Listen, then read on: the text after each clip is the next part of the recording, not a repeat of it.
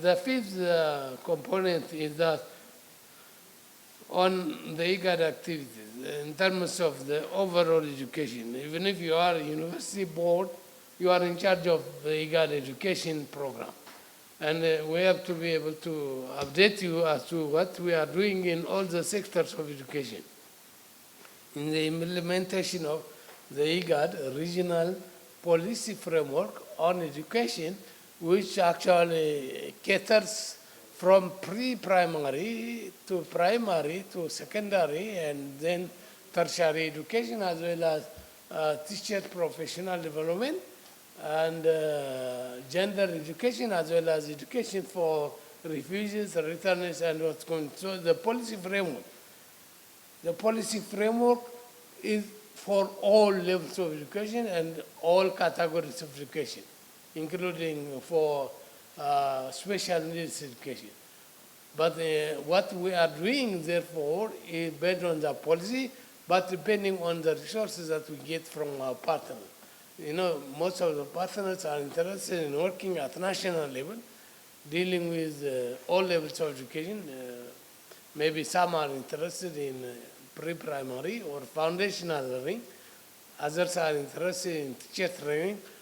Still others are interested in higher education, like MasterCard Foundation, which is working with most of the Euro universities. And Professor Kakumba could update us up to what they are doing right now through the MasterCard Foundation. And I'm glad to report also here that I sit in the board of the AHIN, African Higher Education in Emergency Network. And I was told that Juba is being admitted to that body, and that means they can receive refugees and also get some support from that organization. I cannot tell how much or in what way, but we were talking about South Sudan being now accepted in the AHIN. I think they were also talking about one university, a private one, not SNU, in Somalia, that is dealing with returnees and also the refugees that are there. So AHIN is actually a network beyond the IGAD region. But because IGAD is very important and most of the countries are within IGAD that are affected by displacement, we are in the board. And in fact, I told them that we are also implementing the Kampala Declaration, and if it was possible to have 2 members of the board from one organization, I think they say they will study their procedure. And if they say you can, then the person coordinating the implementation of the Kampala Declaration, which is essentially on livelihood, jobs and self-reliance, will be part of that body.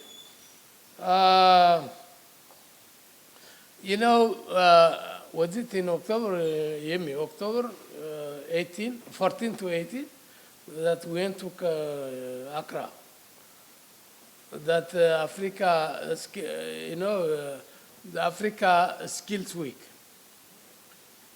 That is continental. Then there were a large number of participants dealing with Tibet, with higher education, with education in general.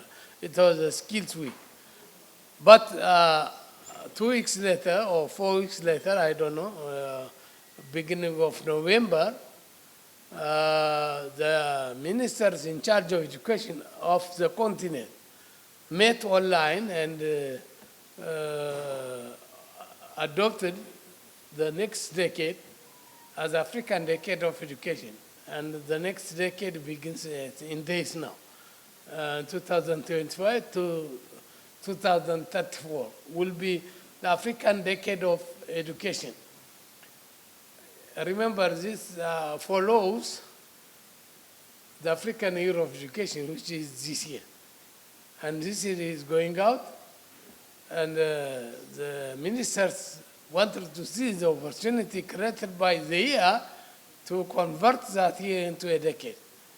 And I think that follows a pattern because in 1996 was an African Year of Education. From 1997 to 2006, it was an African Decade of Education. It was the second decade of education. And during that decade, a lot happened in Africa, including the establishment of PAU, Pan-African University, which was decided in 1963. It took us about 50 years to arrive there. So that the university, consortia of university came into life in 1913, and since then it is operational. But are we in the region making use of that university? Because the Pan-African University has 5 main campuses on 5 specializations based in 5 countries.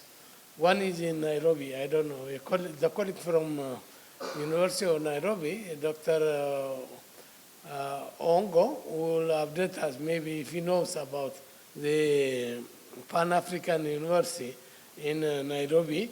One is in South Africa, headquarters in Cameroon, another is in Algeria, and I don't know, in Nigeria there is one, I think water or, no, earth science or something. No, earth science is in South Africa. But in Nigeria, in Algeria, in Kenya, in Cameroon, as well as in South Africa, there are these 5 campuses or 5 centers of excellence that are dealing with education at a high level in Africa. Every one of you must be able to actually connect and contribute to that university to make it ours, because we belong to Africa, and any service that is available for us should be available actually in real time.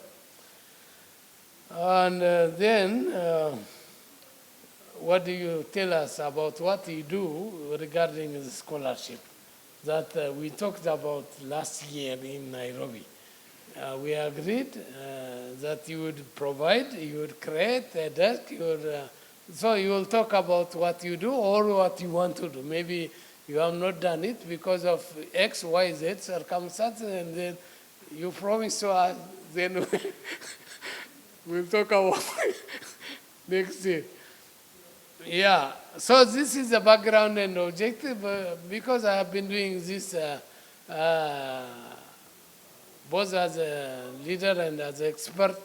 I talked a lot about the background and objective, but there are also other presentations. But if you have questions or reflections on what I have said regarding the background and objective, I will stop here. Thank you very much for your listening. I think this is just outlining the setting and the background. Maybe I will proceed with the next presentation in terms of what we did in the region with regard to education. Then you may have questions also. No, it's a presentation. It's time for question. I submit to you, to the chair, but if there are no questions, I can proceed. So, Chair, you can guide us.